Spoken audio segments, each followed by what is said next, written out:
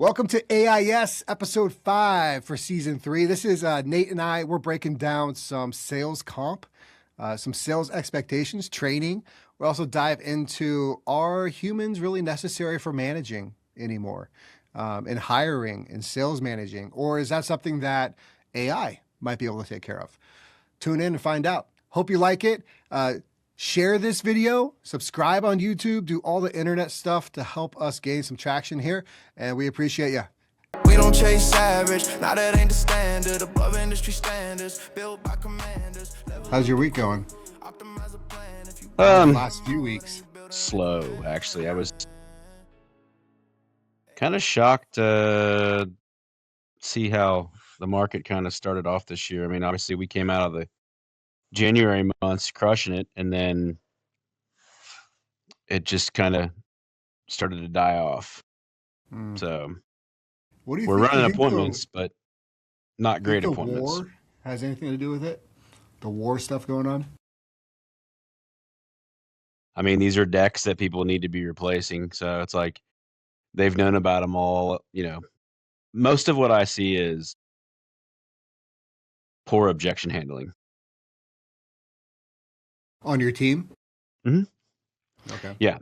Digging deeper behind the why, uncovering some of their hesitations, discovering that normally it's always a pricing thing, and they're basing their pricing off of something they found online because they haven't met with anybody else yet. And when they do meet with somebody else, there's always a cheaper option. So the model currently and what most deck builders do is they order take. They go out there, they ask the homeowner what they want, and they build that estimate from what the homeowner wants, when in reality, like, you really have to consult with them and make adjustments, make changes to things, to get it within budget so that they understand, like, okay, things cost money and I can't just have a Cadillac, right? So just because you ask for me to price a Cadillac and you can't afford it doesn't mean the next guy's going to come in here and do it for the price that makes sense. Yeah. So I feel you on that one. It's tough. It's tough trying to get salespeople in that frame of mind too, because I don't know. I'm probably gonna hire a salesperson. I've like compartmentalized our sales process so much into different positions and given like different responsibilities of the experience to different people. Like our selections coordinator plays a huge role in our sales process. Our designer and drafter play a huge role. Our project manager and ops manager play a huge role. Our estimator plays a huge role. And then I'm basically just the mouthpiece, setting expectations and pushing things along and building that client trust and relationship to where I'm gonna replace me in the process here pretty quick. Gosh, it's scary having salespeople again. Because it's just so much easier. Like, I'm a victim of, like, it's so much easier to do it yourself, in a way. It doesn't scale very well, but at least it's getting done. I mean, I'm not the best sales guy. I'm pretty good. I'm definitely not a great sales trainer. I'm half decent at it, but to run the amount of appointments that we run, there's just no way that one person can do that. And, ideally we want to at least meet with 80% of the people that call us. And out of those 80%, 60 of them are really qualified. And out of that 60%, we want to close around 16% of those. So, digging deeper, that's where Zero AI helps, because we can listen to those calls, or Rilla, either one. Those are great to be able to create bookmarks to where we can listen back over the call and determine, okay, hey, this question got asked, but it never got answered. So yeah, you did your job, but then you never really circled back. They squirreled off on something else. Yeah. And just coaching that model, that's time consuming, because if you're paying salary plus commission sales reps and you're not spending time with them to listen over the review of a call and critique or, show them areas where they can make adjustments, you're wasting your money on zero. You're really not helping your overhead by having someone out running and burning leads that aren't converting. So sales manager is a necessary person that can manage that. They're responsible for making sure all those calls have recordings. When the recordings come through, quickly getting in them to do a debrief on them. So when film time comes, which they do weekly with their sales manager, those conversations are really easy, and they're already well aware of like what the challenges are on site, and how to navigate that. And then, I mean, now we've even got a mixture of reps. So I've got some reps that are on a recoverable draw schedule that's, based off 36,000. So the first 3 weeks of training, I'm paying them to be here. After that, week 4, immediately they start digging themselves a hole and they've got to dig themselves out. And I give them 6 to 8 weeks to do that. So within the first few weeks, you should be learning a lot. And then after week 6, I mean, it's time to sell. And you have everything necessary to do that.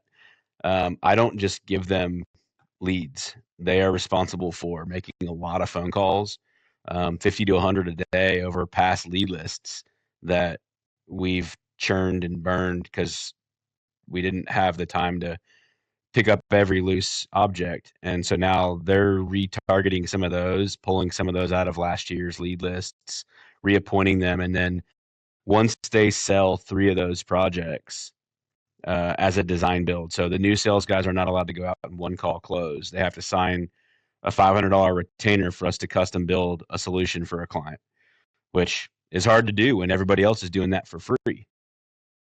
But the question I'm asking my guys to ask the homeowners is, hey, if the other guys are coming out here with free estimates, well, then why would you pay $500 for me to give you a better approach? Let me show you why.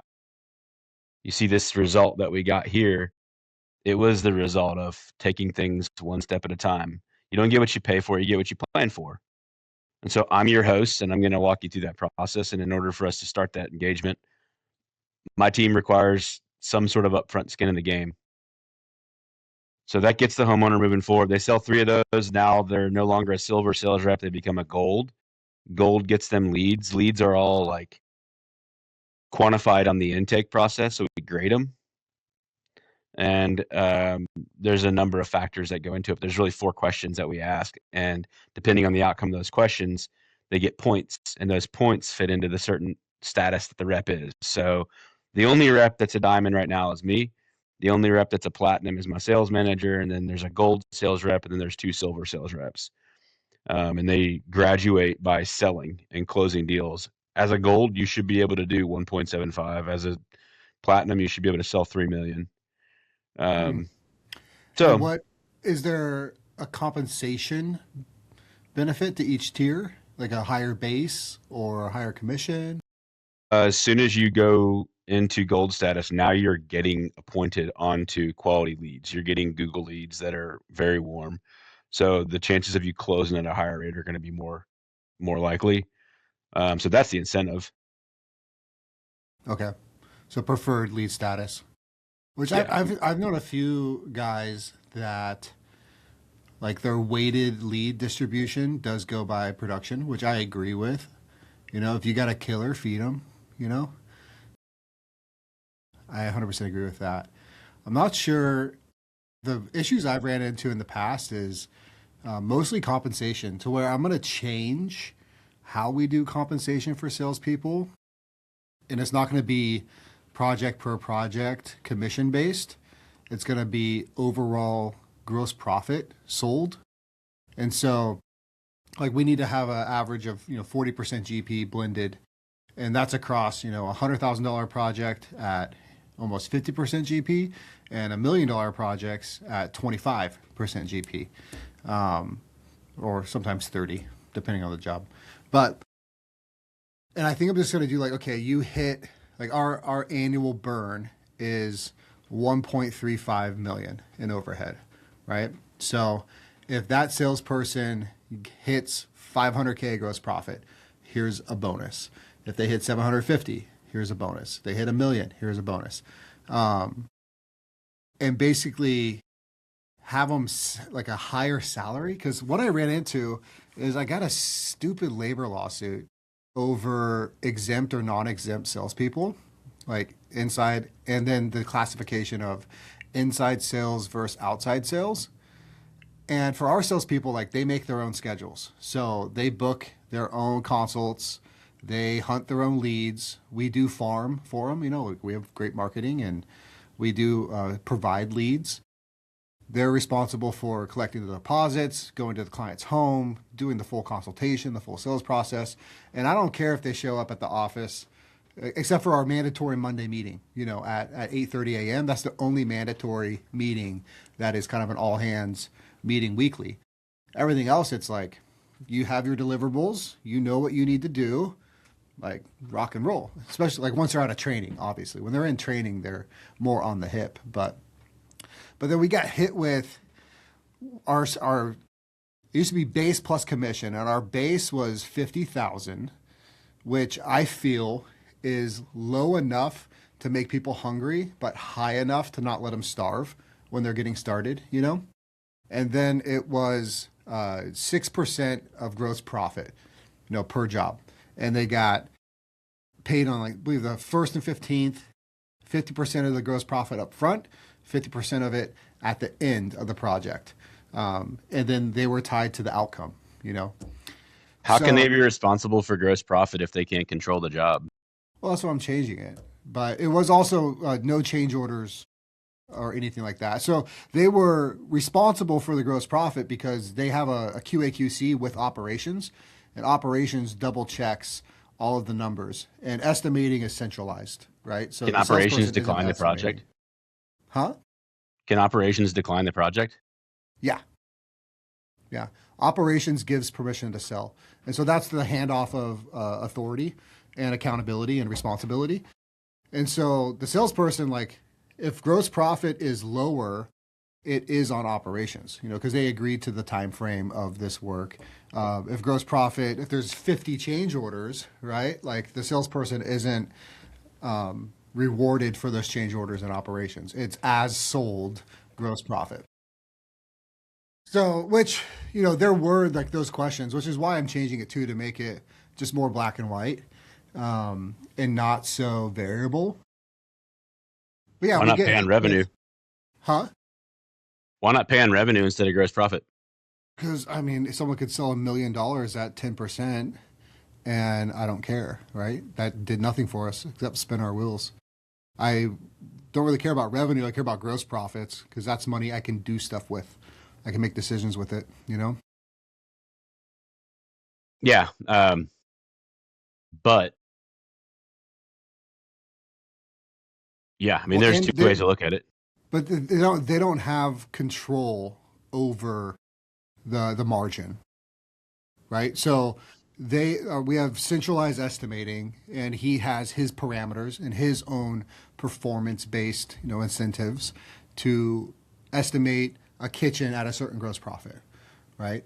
And so basically the three scopes is you have your sales and design team as one, your estimator, which is kind of the bridge between sales and ops, and then our ops manager. And those three are in conjunction auditing the project, if you will. Like the salesperson is the first filter. They're the mouthpiece, the fanboy of the company to that client, setting the proper expectations, walking them through the process, more of a concierge type. And then from there, they sell a design. So selections coordinator comes in, and we go through the design process. We build out the budgets, all that good stuff. And then it goes to the estimator, who is going through the full scope of work, consulting with ops management, consulting with sales and design to let them know like where we're at on things. And then basically the salesperson is, once again, just the mouthpiece of the process and price. But yeah, so revenue-wise, I guess you could. We were paying 5% on revenue and a $36,000 salary. With the upside of that role, you could make 150 pretty easily. Selling an average job size at $38,000. Now, the challenge is yes, you get the design build projects that are over $100, $200, $300,000. Now you're making a huge fat check on jobs that it's not really fair because you're not having to do a whole lot other than just communicate to the production team that the homeowners are happy and things are going well. But I think to instead of pay 5% of revenue, pay 10% of gross profit. And then like you have a higher salary. Obviously your cost of living is probably way different than ours too. That was the conversation that was last had. And that was where I left it with Alex Hormozy, because in that point that they were bringing up the revenue conversation over and over about how at some point that's not scalable. You can't have it off revenue. You'll basically back yourself into a hole. Yeah. So I've not felt the pain of it. Reasoning too, because like what I was saying before we got broken up was we might have a salesperson that goes and sells $3 million renovations, and if they're making it off the top line, like just like you said, the level of work isn't necessarily more. They could have just picked, like some people, like there's literally clients that put $300,000 of cabinets in their home, that's, making, 5% of that would be crazy. See, I think gross profit's the most equitable way to do it. And once again, like that's gross profit is our money, right? Once it's earned gross profit. See, I but it agree. has to be realized. I mostly think, huh? It has to be realized gross profit. Yeah.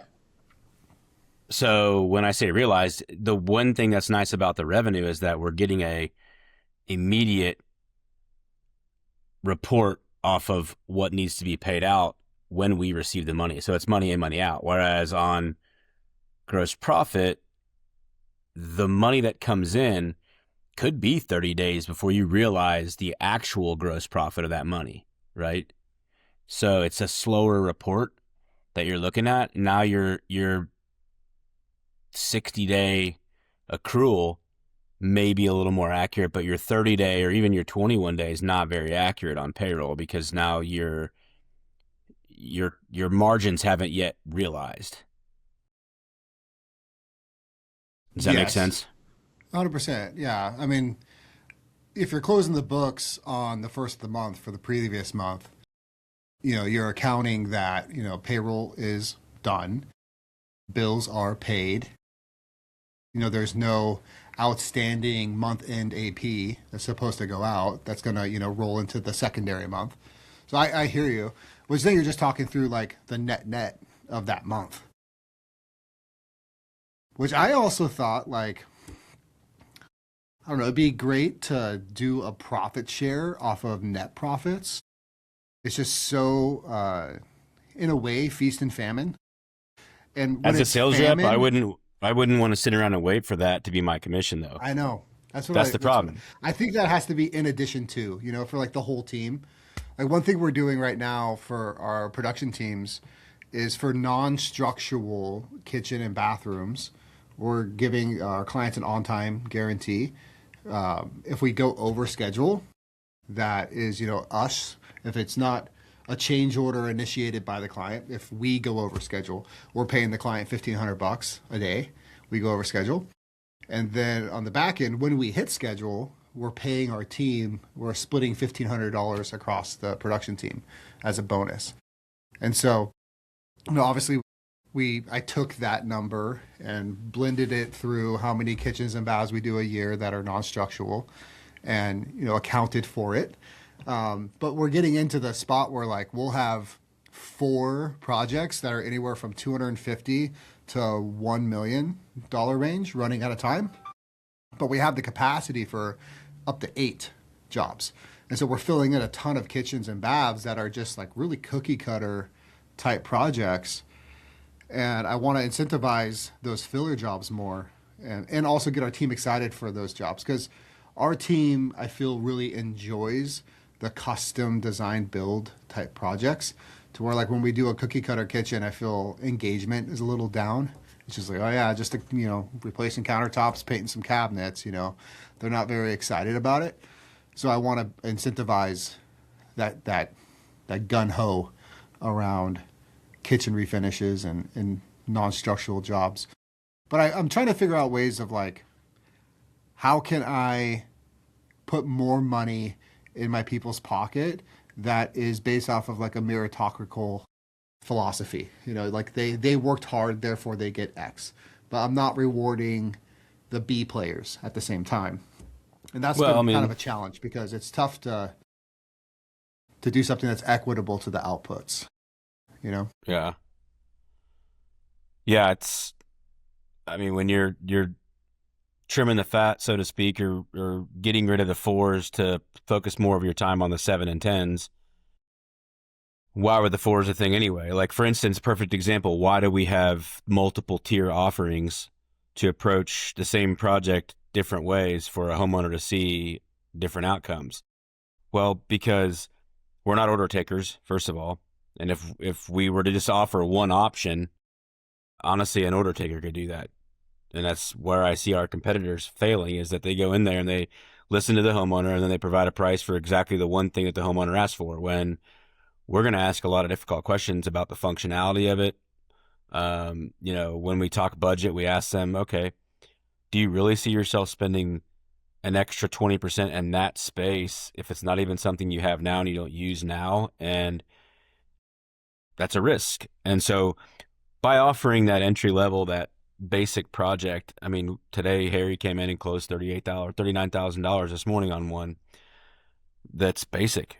There's nothing fancy. It's like you're saying, like the basic kitchen. Now, do our teams not get excited about it? Well, the labor force doesn't really care. They're getting paid either way. The sales rep, yeah, it is nice to have some cool projects, some ego strokers, right?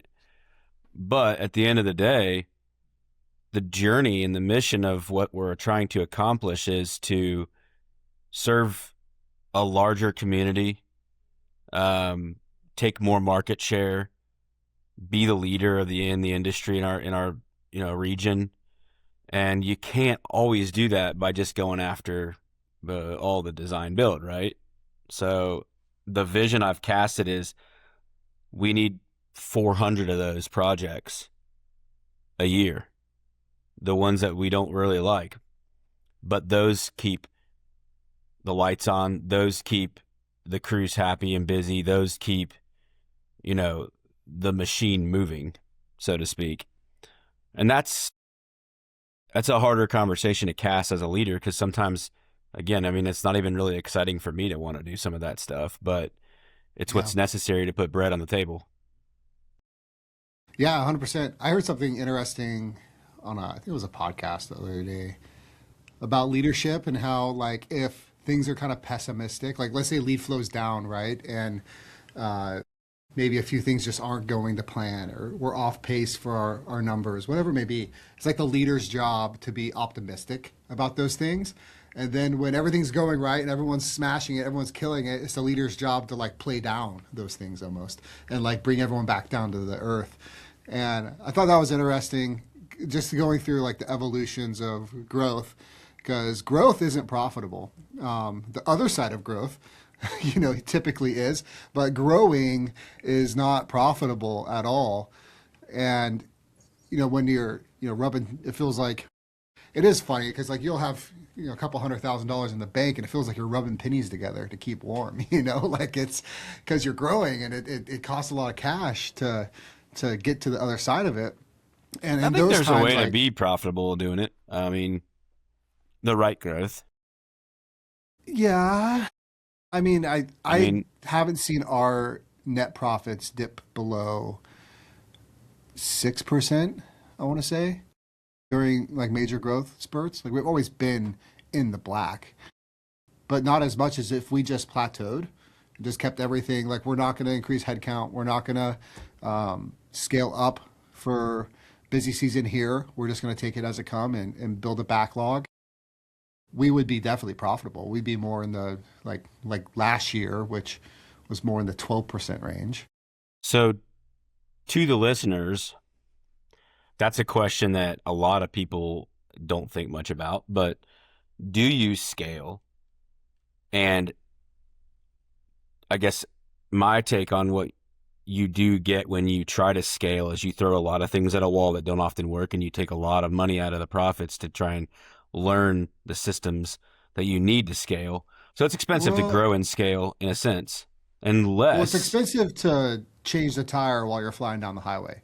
So I think there's like two parts of that. Like if you don't have the foundation, because scaling is really just doing the same thing over. Simple business principles more at once. You know, like instead of having 10 leads that you're servicing, you're marketing to have 50 leads you're servicing. But then what does that do? It stresses systems, and so if you don't have systems to produce that scalable output, that's where, like, if you don't have systems and you're trying to scale, you're kind of setting yourself up for failure. But if you have the system, I think it's almost a chicken and the egg type thing, in my opinion. But that's why it's also expensive, because it is expensive to build systems. To do it correctly and really have people in the right seat with the right hat, like that's expensive. But then it's also expensive to scale, revenue, top line, gross profits, net profits, because revenue typically in service companies equals more people within the system. It's not like a product or something where you can drop ship. You go from selling 100 units to 10,000 units, and it's a bigger order that's getting drop shipped. It's like to go from 100 to 10,000, like that could be a multiple of 400,000 of gross profit per head. So if you're trying to grow 4 million, that's 10 more employees. Yeah. But again, like your point, if you have the system in place and it's literally just putting people in the seats in that role, then, and you've got the leads to run the appointments, and you have the production staff that's got the bandwidth to produce the work, that's scalable. And at that point, when you're not changing the tire down the interstate, you're literally, you have the serviceability of it. Yeah, scaling to 10, 15 million and still netting 20% isn't that hard.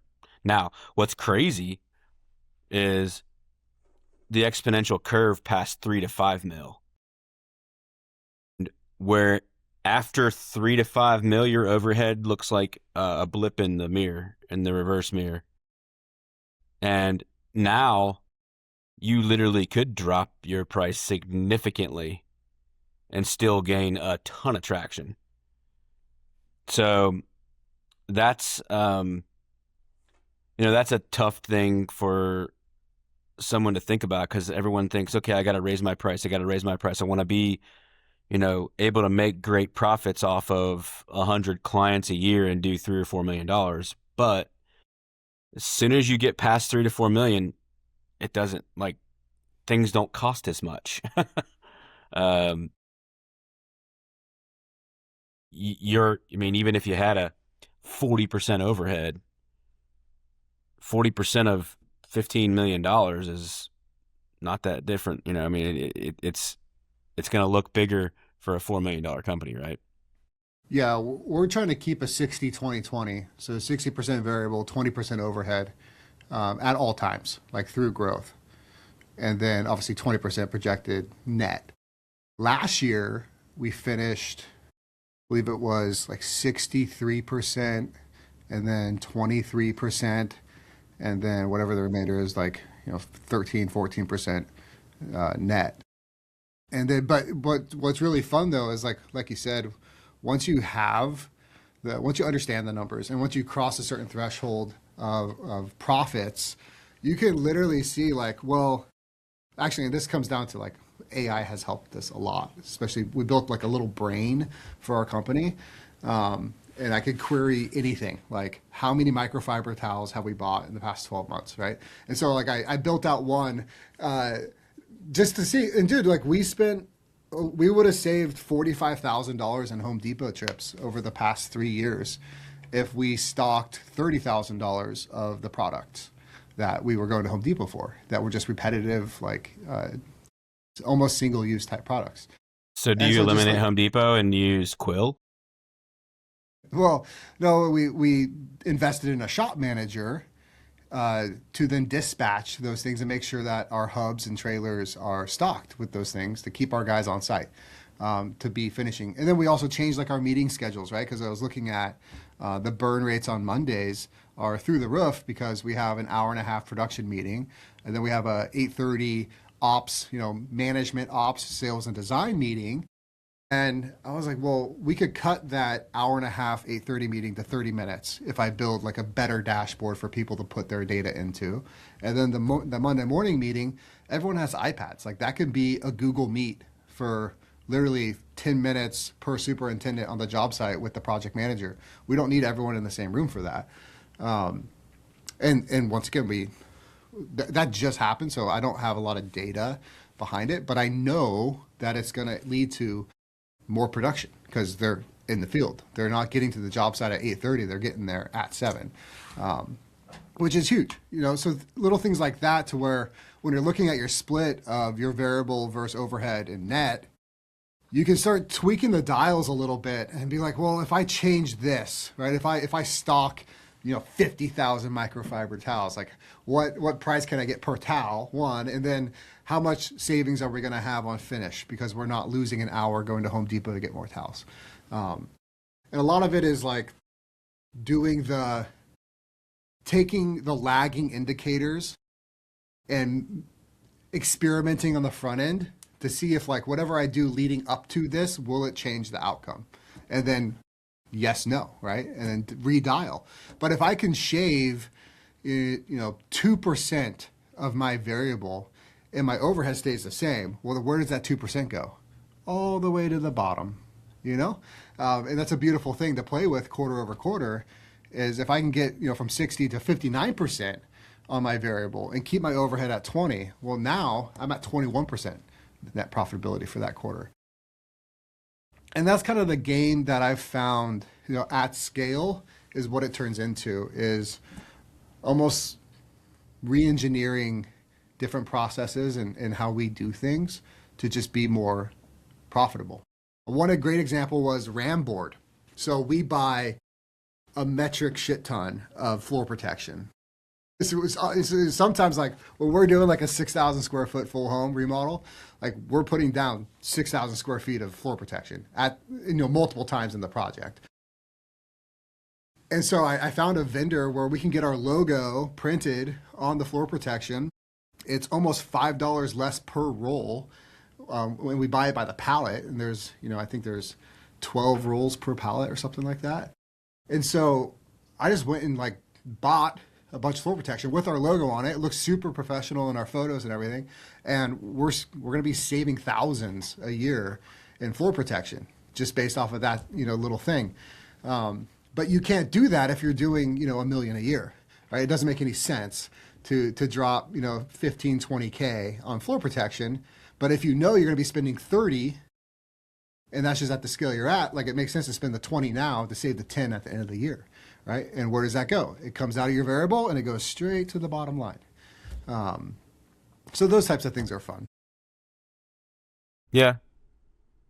Yeah, I mean, at the end of the day, if you can make some of those small tweaks before you get to the $4 to $5 million mark or where the exponential curve happens, you've just, created some momentum that will easily dissolve a lot of your future headaches. But it's all in systems and processes and sourcing stuff. Like you said, I mean, for us, it's never been about how do I use Home Depot, Lowe's, Menards, or any of the big box stores or lumberyards, 84, builders first source. We're not a fan of, although they all act as though they can sell us the products that we use. We're not their ideal candidate.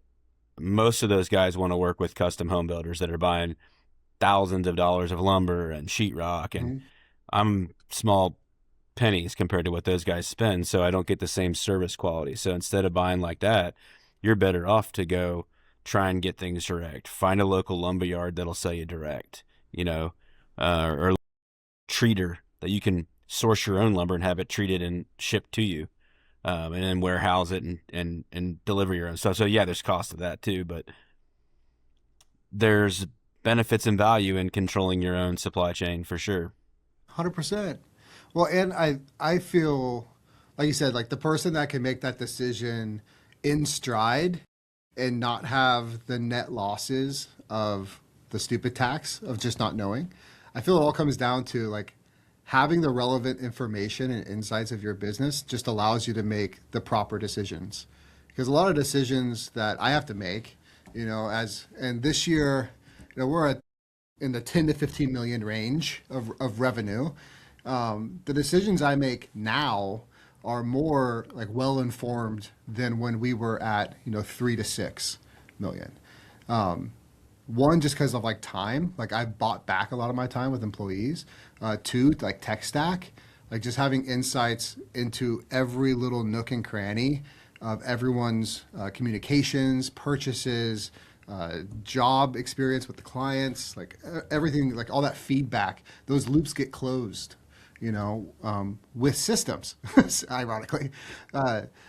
And if you can make those, like that's where experience comes in. Like if you were to start, like let's say you retire, you sold Riverview Decks and you wanted to go start a different single trade company, right? You would have all of the experience of scale and all the lessons that you know on day one, which would allow you to get to where you're at and surpass it way quicker, than just starting with zero experience, hopping out of the truck. And I think that's why podcasts are so beautiful, is because like you can go listen to Alex Hormozy, right? Or you could pay for his time and have a meeting with someone that's been there, done that, and just learn through them how not to make the same mistakes that they made. And I think there's a lot of wisdom in that. Yeah, I think you still have to take action though, and action is going to cause you to fail. So people have a fear of doing that. Even when they spend hundreds of thousands of dollars on different mentors and coaching models, they still don't take action, and they want to know why there's no growth. And it's like, you didn't try. You didn't try anything. Well, that person's not an entrepreneur, honestly. Right. I think the people that like you and me, I know a few other psychopaths out there that just aren't scared of shit, right? Like, like you're gonna have to put a bullet in my head for me to fail type of attitude, because I'm just not gonna stop. Don't ask me to sell, because if I do, guess what's gonna happen? You're gonna have a massive competitor. Yeah, basically. I remember all the jobs I had before KHB, like as an employee, like just looking for opportunity, because like I was hungry then and I'm still hungry now, and I never got that shot, and I had that same mindset. I'm like, you guys are gonna hate this, because I'm coming for the village, homie. Like I'm coming for the whole thing. And I still got that attitude. Like I'm gonna bury you, and I'll still talk nice about you, still love you. You're nothing personal, but like I'm not gonna lose. So no, I mean, that's another thing coming. You got to think like that, because if you don't, nobody will for you. First of all, second of all, you've got to have edge, and you don't get it by being sour and sitting in the fourth row. You got to be willing to take some shots and take some risks and do some things that you may not be completely sure about. But I think over time, like you said, the decisions become more calculated. They're less of an emotional thing and more of a strategic, data-driven, complex, and you look at it from multiple angles, and you expand on it to try and forecast 10 steps ahead to see what that's going to affect, But even so, like I don't like waiting longer than 24 hours to make a decision. I mean, I make them in an hour or two. Yeah. Well, I think the faster you make the decision, the faster you have the opportunity to fail, which then allows you to make a course correction. And so if you're sitting there waiting, I'm a very fast decision maker.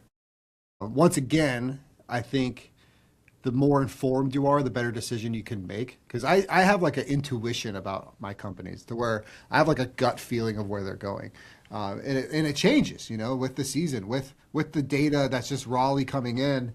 I can kind of have like an intuition about like what we should do next. And then obviously with that intuition, I dive deeper into the data and find reaffirming sources to say that this decision is good or bad.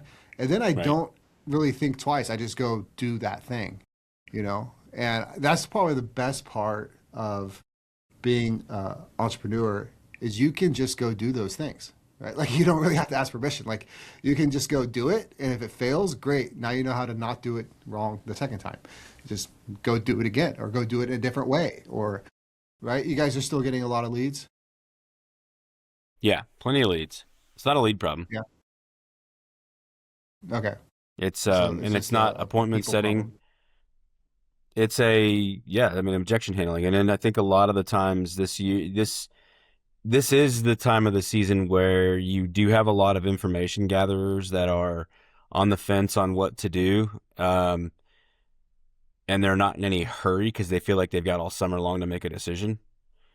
But the reality is everybody wants their space back. They want to be able to use it once they've fixed it. So putting some of the marketing out there to express the urgency behind getting on a schedule of somebody, whether it's us or any of our competitors, because most of them, after they've closed a million or two, can't run more leads. They're stuck.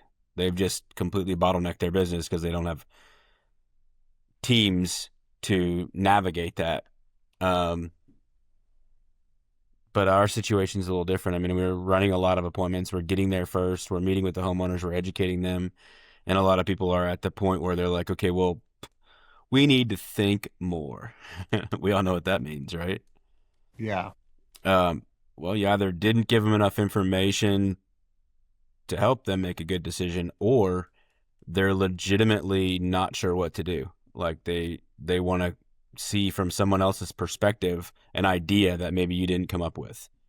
And that's kind of like, it's not really an objection because it's valid. Hey, maybe, I didn't create this space the way you would anticipate wanting to use it. And the next guy may have a better outlook on it. Highly likely that they're just going to order take and do it for half as much. And that's where they're going to buy. Mm-hmm. So you just take with, what you can and understand where the homeowners are. I mean, listening to the calls, it's really easy to see where like, know, and trust sometimes is checked off and sometimes it's not. It's really easy to see where you do and don't have authority. It's really easy to tell where a homeowner is basing their decision off of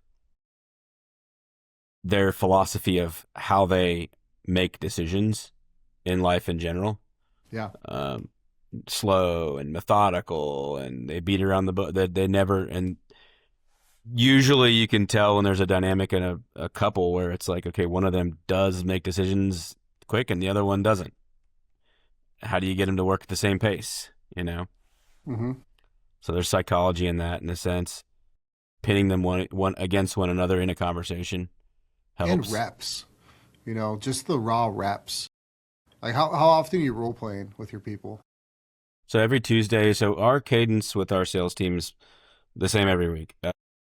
45 is the morning huddle call. It's a remote call. It is a live on camera to talk about the appointments that were run the prior day, what the outcome was. The appointment setter and scheduler is on that call. So they get to update whatever notes didn't make it to the CRM if they need to be in there. From there, then the sales appointment setter is going to go ahead and explain what appointments are scheduled for that day and who's running them, and is there any time constraints getting from one to the next, or logistic. And then the sales manager will run over any of the criticism from Zero, or talk about any of the objections, or remind anybody of any of the promotions, and then they run. And then every Tuesday, it's a 2-hour in office, 10 to noon. The entire staff is here. There's all of the sales staff, I should say. So sales manager, appointment setter, and then the 4 reps and myself. And it's to go over where the numbers are, where people are closing, where they're not, address some of the objections, and do some role play. And that's probably where most of our role playing is done. If it's not right after an appointment when someone's calling going, hey, help me here. I don't know what I did and it didn't work.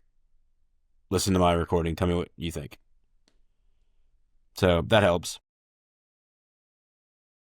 But having it in recording's fire, I think. I mean, it from a perspective like from, and you mentioned it earlier, it's hard to let go of sales when you know what you're doing and why you're doing it and how you're doing it. The fear I think of most people when they are building a sales staff is, do I give all these warm leads to a guy who doesn't know what he's doing and expect him to be able to close at the same ratio that I close at? You're not great. You're not a pro. You're not the best out there. You may be good at it, but the difference is that you're the owner. Therefore, you have different authority. And so you should be able to close as the owner. Give some people a couple titles and let them run with it. And what I think you see is that you do get better quality and people that are more attentive to the client than us as owners, because oftentimes I'm halfway through in a meeting and I'm going, crap, I have another appointment and it's not a sales appointment.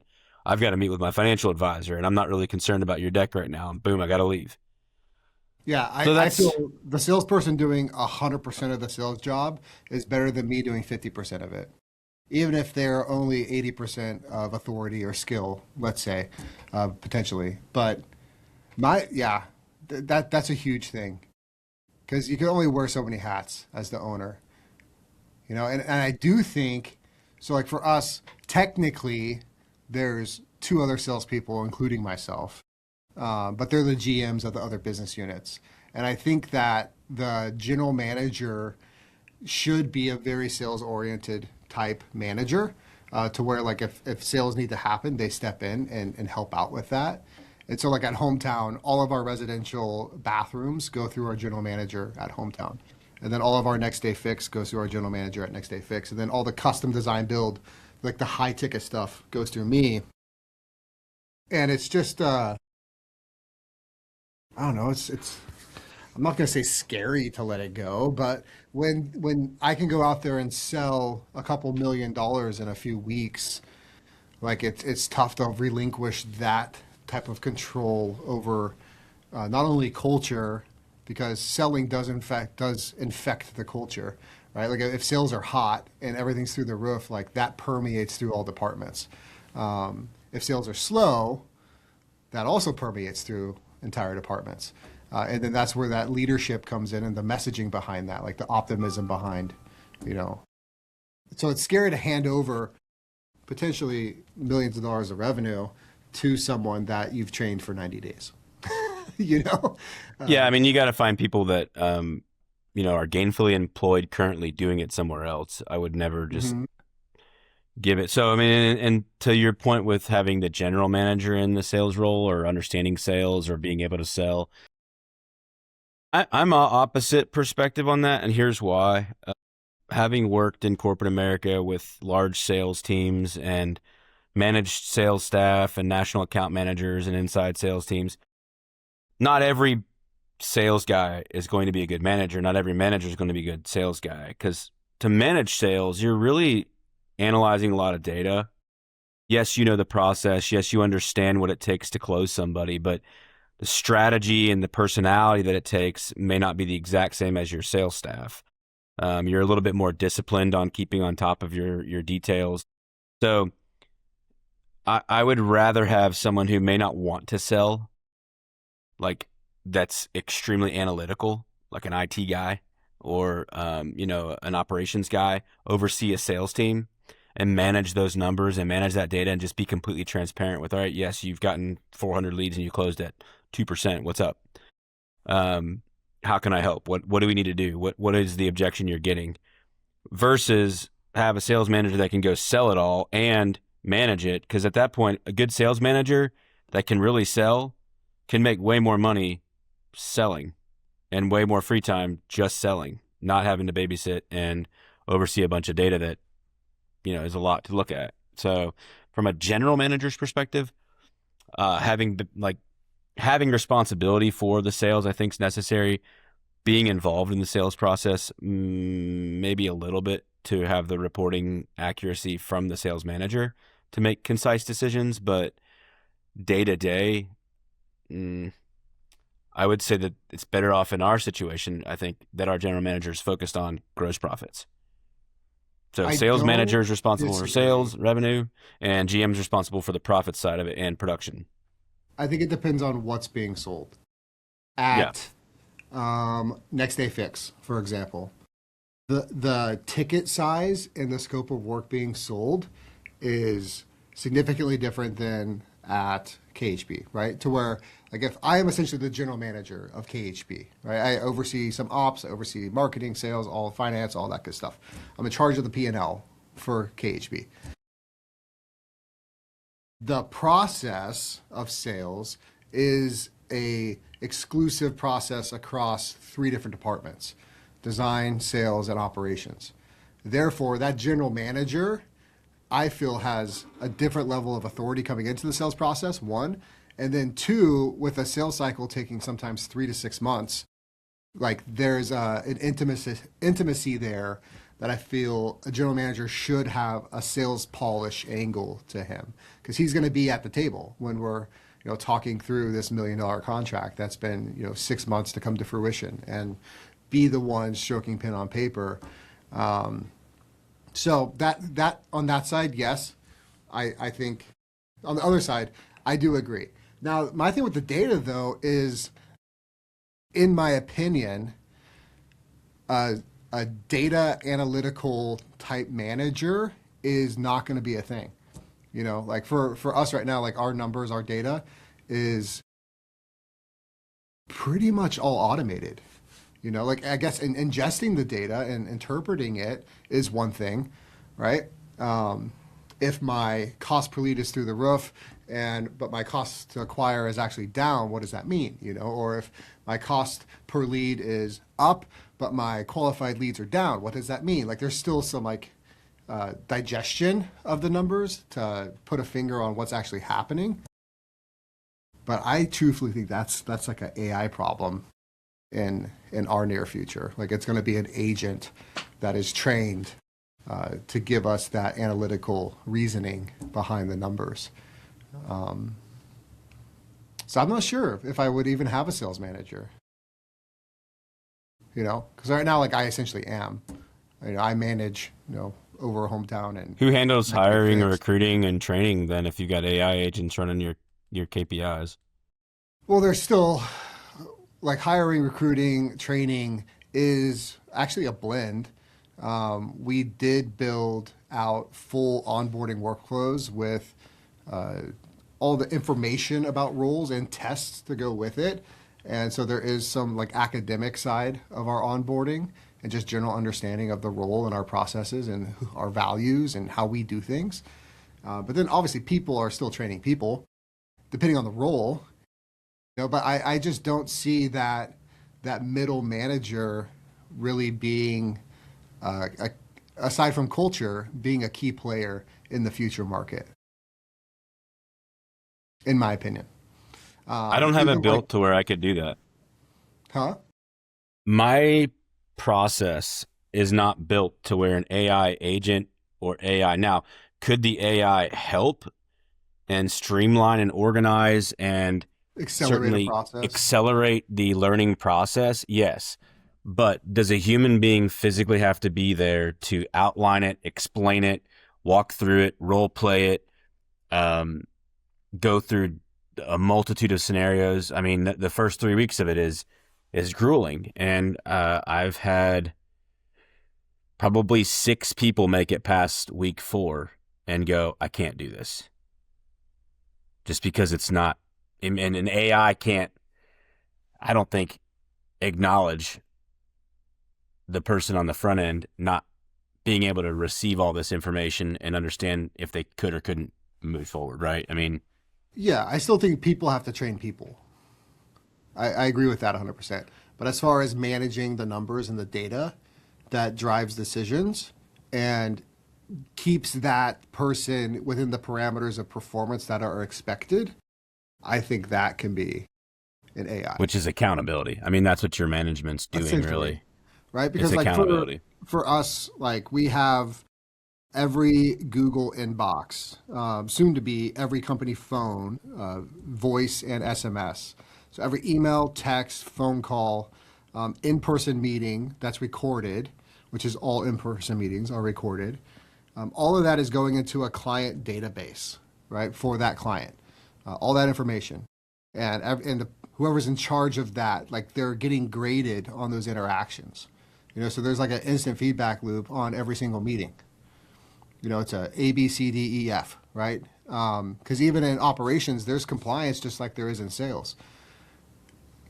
There's a Right. process. There's a way to talk to a client in operations, same way as we want people to follow compliance in our sales process.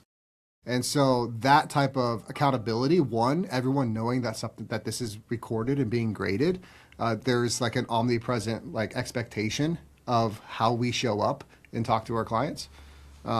Two, the immediate feedback loop of when something might go south. So I have it's a sentiment tracker for every project now. And if a client's emailing me, for example, and they're like happy, chipper, like KHB's the best, we love our project so far, and then they email their superintendent and they have a completely shift in tone, it's flagging that. And it's letting me know, okay, like maybe this person's a little two-faced, right? Or then I could dive into the correspondence between that superintendent and that homeowner for the life of the project and see, is that a pattern here? Or did my superintendent say something that then shifted, their relationship and ultimately their relationship with our company? And so we can start drilling down into the nuances with that type of stuff. Now you can diagnose your client with bipolarism. Dude, that's a real thing. Dude, that's a really real thing. And it's honestly sad to see. Or 'Cause we we'll have found this clients- one. That's so funny. We found this one. When we look back over this, we realized it's 3:30 when this seems to go down. 3:30. What happens at 3:30 in their Cheers. office? Yeah. And it's not just the employed, the retirement. I mean, we've been at homes at 9 o'clock in the morning and they're popping bottles, or hitting the pen. And it's like, so this is the person we've been talking to after hours that just showed up here now all of a sudden to rain on the parade. But honestly, Yeah. it's important to document that stuff and have a paper trail of that stuff. Because that client, like we had one where I don't have conclusive medical evidence, obviously, but she is losing her marbles. Like she's just forgetting things. And like to where days and weeks and months are just mixed for her. And she just comes out of left field, like pissed off about something. And we're like, hey, that's been done for like 2 months. Like we've been done with, like, what are you talking about? And like just bringing random stuff up. And it's sad, dude. But like we have the paper trail of the show. Like if this lady escalates any farther past a mean email, we could protect ourselves in this. But like, so I don't think most people are malicious, but yeah, they drink, they smoke, or they have something going on in their personal life. And I've also found like it's interesting to see how people communicate when other people are CC'd in the email. Because there's times where like my wife works in the business and like Lael does a great job at her job of accounting. She's done it pretty much her whole adult life. She's really good at it. But like she switched her email to just accounting and she didn't put her name in there anymore because oftentimes like on the commercial side, we're arguing with prime contractors just to get paid, right? It'll be like we're net 30. It'll be like 90 days and we've been fighting every single week to get paid. But then I'll get CC'd into something and like tunes change, right? And it's just funny to see like how everyone's really tough. And then I just pick up the phone and call them, right? And same thing with clients. Like clients might argue or bicker about an invoice due date or something when they've had the invoice schedule. I pick up the phone and call them 360, completely different person. So I just like seeing that. And I like seeing what triggers people. I don't think we're ever going to have a process that pleases everyone. And I don't think I want one, right? Like I want to have our flag in the ground of what we stand for, what our values are, and the people we like to work with and the people we don't like to work with. Because not every client is for your company. There's people that just aren't a good fit. You don't want them. No, I mean, issue resolution and conflict resolution, if it's not defined, I think is you're not preparing yourselves for that. And when issues arise and, for here, like we look at our core values. That's a lot of how we handle a lot of issues. But we've even built issue resolution modules that help assemble the right people, help assemble the data to look at. And we dealt with a scenario where both wives were not on the deed, but one of which wanted to make all the decisions who wasn't on the deed. And it complicated a lot of the conversation because at the end of the day, she didn't sign the contract. So do I technically have to report to her? Her name's not on the deed. So now it's in our contract. We have one single point of contact we identified during the upfront initial phases, and that particular person is who directs all the conversation. Then after hours text messaging is we don't even receive it. I mean, we listen to it, but there's no response. We're not responding to a conflict over text. You're going to have a conversation with us in person or over the phone. And that's the right way to do it. And we've made that very clear. And now we've nipped some of this in the butt where it's like used to be just after hour text, after text, after text over just little things that we were going to attract, we were going to address the next day on the job site. We just hadn't gone out there to do another milestone inspection. The homeowner caught it before you did, So Yeah, it's the blue tape homeowners.